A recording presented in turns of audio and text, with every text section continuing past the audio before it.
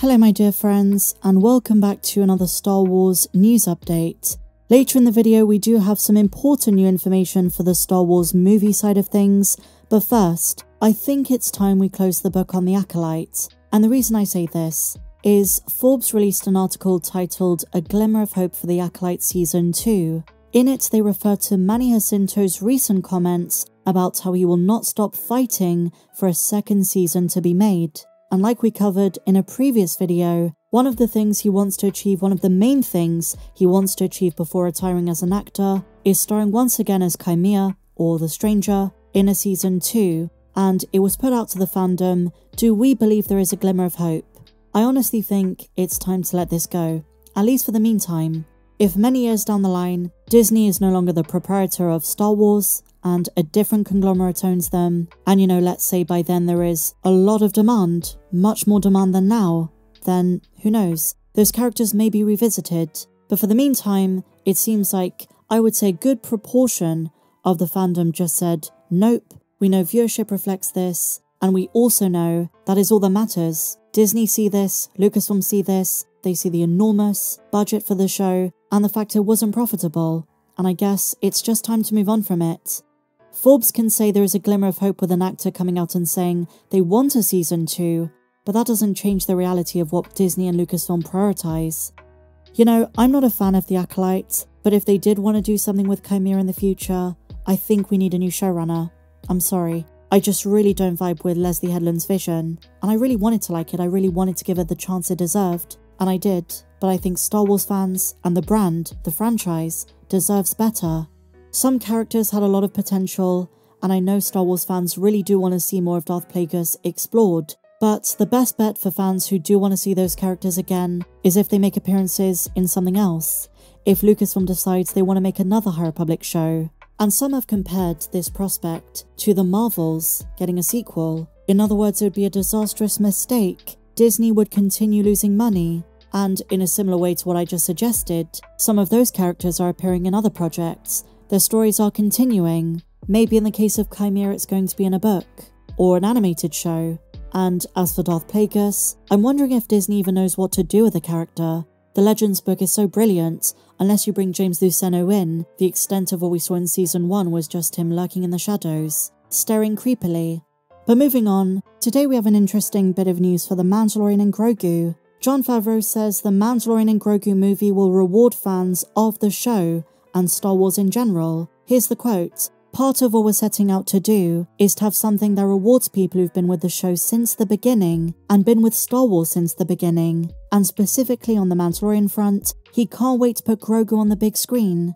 So when he says he's gonna reward fans who've been with the show since the beginning, that could have some major implications and also give us a clue as to what we're gonna see in the 2026 film. Now don't get me wrong, The Mandalorian and Grogu continues the story of Season 3.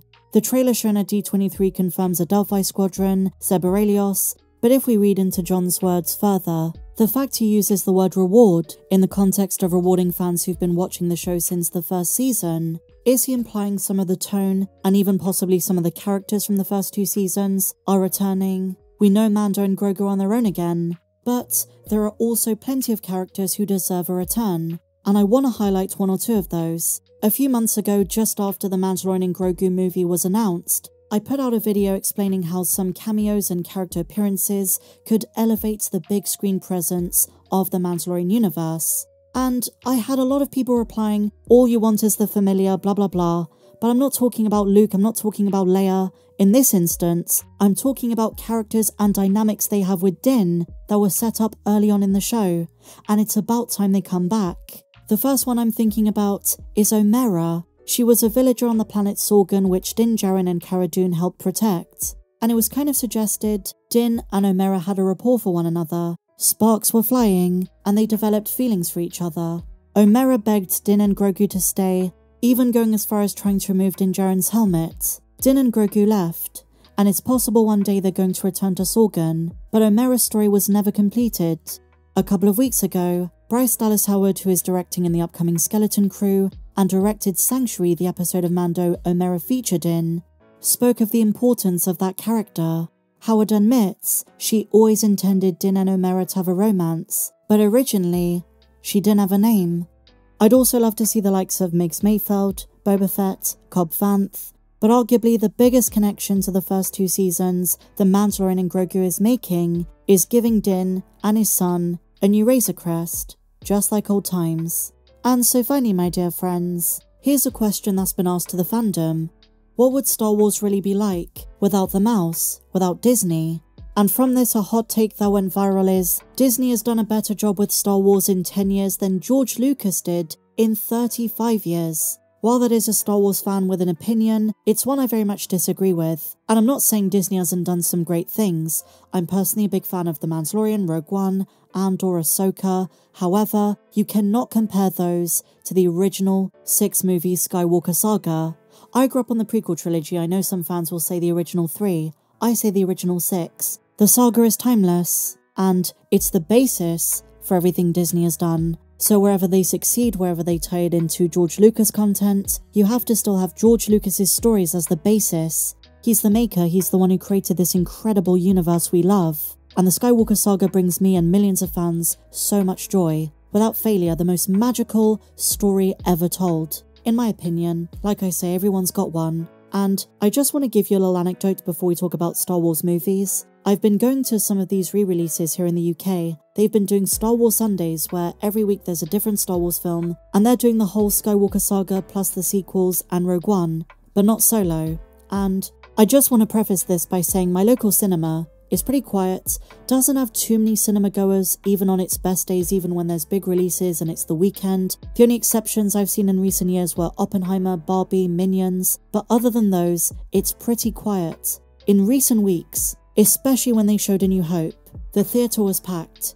Queues of Star Wars fans with their kids and their families with t-shirts, one kid had a Chewie plush, some guy was wearing Yoda ears, and the atmosphere was incredible. Very similar to another thing they did recently, which was to re-show the original Alien movies. Fans, especially passionate Star Wars fans, do foot the bill and show up without failure every time to see the movies they love. And in this instance, it's an ode to the brilliance of the creative mind of George Lucas and his ability to tell a story of hope, a story which speaks to multiple generations, has some of the best world building and storytelling in all of cinema history, a story which transports us to a galaxy far, far away. Something Alec Guinness used to say was, it felt so clean. He saw the premiere of Star Wars in 1977 in central London, and he remarked at the time, going back to the streets of London after seeing Star Wars for the first time, you notice how dirty it was compared to Star Wars, how clean everything was, how it took you to a galaxy of aliens and a magical adventure of a young farmer boy, Jedi, rebels against an evil empire, wild and wonderful planets, and like I say, anything Disney has done right, it's building upon George Lucas's genius. But that is my view on it. I've been loving seeing the movies in cinemas again. What do you guys think of everything we spoke about? Let me know your thoughts in the comments down below. If you enjoyed this video, please be sure to give me a big fat thumbs up, subscribe if you're new, check me out on socials, and may the Force be with you, always.